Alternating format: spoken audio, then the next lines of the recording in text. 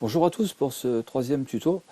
Donc pour ceux qui ne me connaissent pas, je suis Pascal Ponce de la société AxNDP et puis là on va tout simplement aller voir en fait certaines fonctionnalités de Maya, donc deux essentielles pour moi, c'est-à-dire qu'à un moment donné on va aller voir dans File Préférences et on va aller voir dans Tools End of Line. Et on va regarder qu'est-ce que c'est que sont ces bêtes en fait.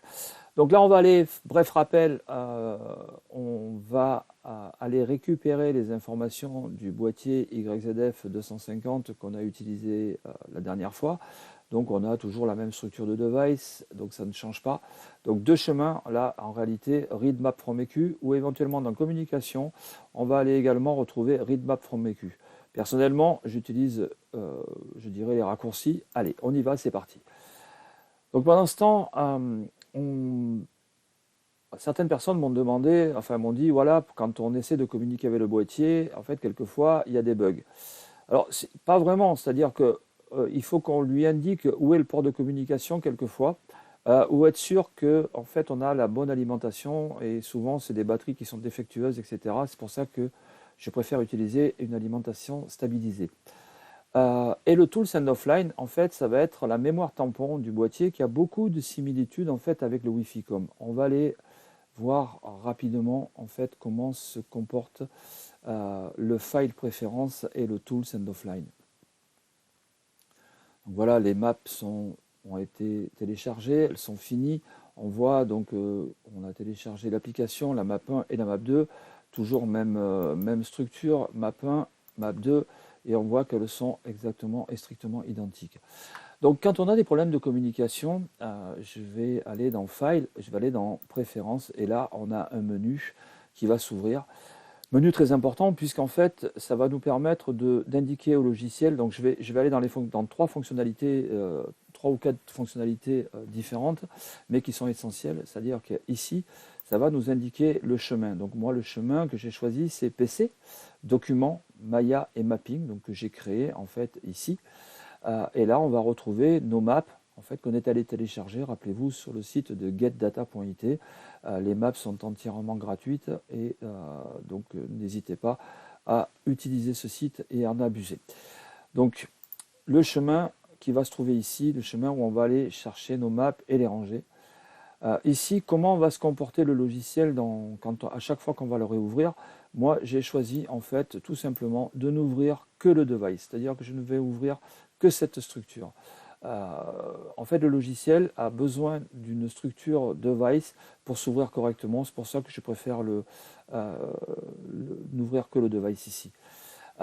J'ai choisi également de cliquer cette option qui est Map and Projet, c'est-à-dire que je vais pouvoir créer des mappings, mais également créer des projets avec ces maps.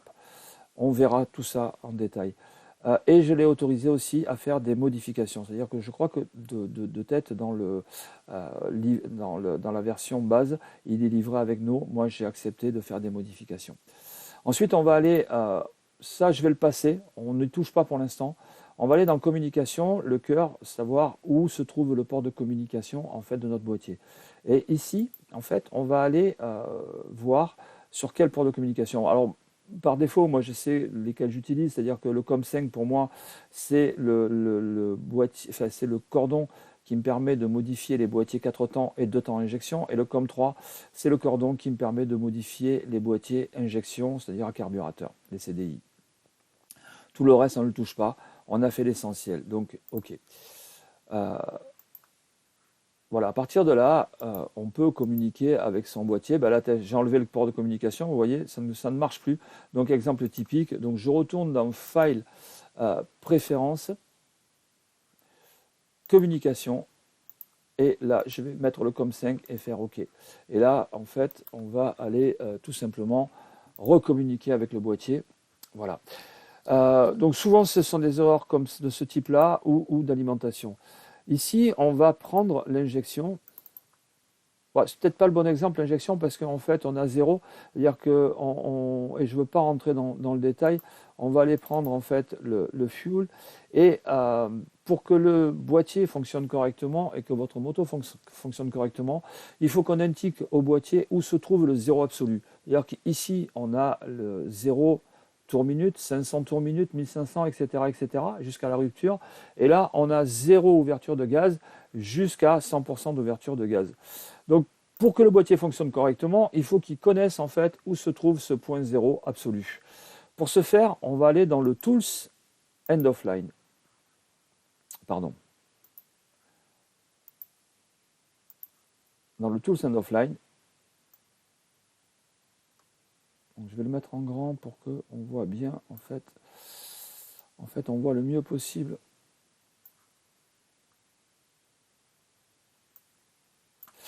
Voilà, le Tools End of Line, c'est ça. Qu'est-ce que c'est cette bête? En fait, ici, on a la gestion, en fait, ce qu'il y a dans le boîtier en termes de... vous savez que le capteur de papillon, en fait, est tout simplement un potentiomètre pour la majeure partie des boîtiers, enfin des corps d'injecteurs. Et ce potentiomètre, en fait, donne une valeur. Et cette valeur, on va nous l'écrire ici. Et on va la lire, la valeur réelle, on va la lire à partir du moment où on sera connecté sur le boîtier. On va la lire ici en cliquant sur Start Calibration. Donc pour ce faire, il faut qu'on soit sur la moto, boîtier connecté, cordon Get connecté au boîtier. Et à partir de là, on va lire une valeur ici. Quand on va faire Start Calibration, là, si je le fais, ça ne va rien nous donner là, puisque en fait, moi, je ne suis pas connecté à une moto. Donc on va faire Start Calibration et on va lire une valeur ici. Cette valeur ici, imaginons qu'elle soit à 400 et que nous, on soit aussi à 400.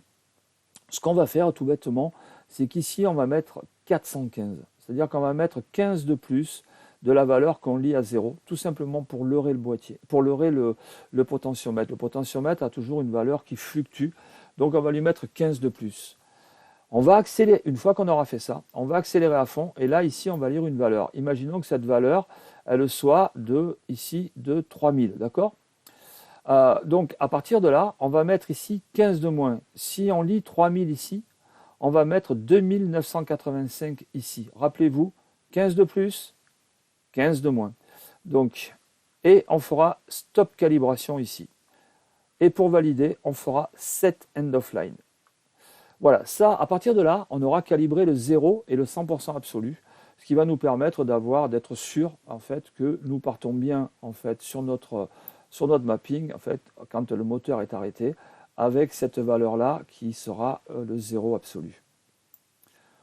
Tout à l'heure, je vous disais, enfin sur un des tutoriels, je vous disais que les deux maps étaient exactement identiques. C'est vrai et c'est pas vrai.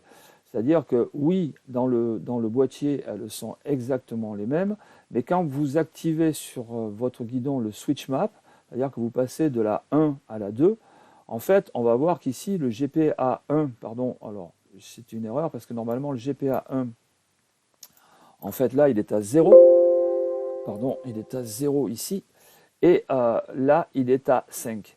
Donc le GPA1 n'a pas, la map 1 ici, n'a pas le traction control actif. Il est toujours à 0. Et la map 2, en fait, a le GPA, la map 2 ici, a le GPA1, c'est-à-dire le GPA2, pardon, le traction control actif, c'est-à-dire à 5, à la moitié de la force d'application du traction control. C'est-à-dire que quand on a la molette sur le guidon, c'est-à-dire cette molette position 0 à 10, ou éventuellement le petit triangle qui est pareil en position de 0 à 10, en fait, on peut l'activer on peut le désactiver étant 0 et l'activer à fond sur la valeur de 10. Nous, on a choisi de le mettre à 5. Ça veut dire que quand vous allez passer en map 2, vous allez tout simplement avoir la même map, sauf que vous allez avoir du traction control, ce qui va vous permettre en fait de voir comment se comporte le traction control avec la même map sur un circuit. Donc rappelez-vous que si par exemple je le change ici, et que je fasse Set End of Line, quand je ferme et que je reviens à Tools End of Line, je vais avoir cette valeur qui aura changé. Donc je vais la remettre à 5 par défaut. Okay, voilà. Et là, je vais vérifier effectivement que j'ai bien 5. Donc voilà, je vous ai donné l'essentiel sur les premiers réglages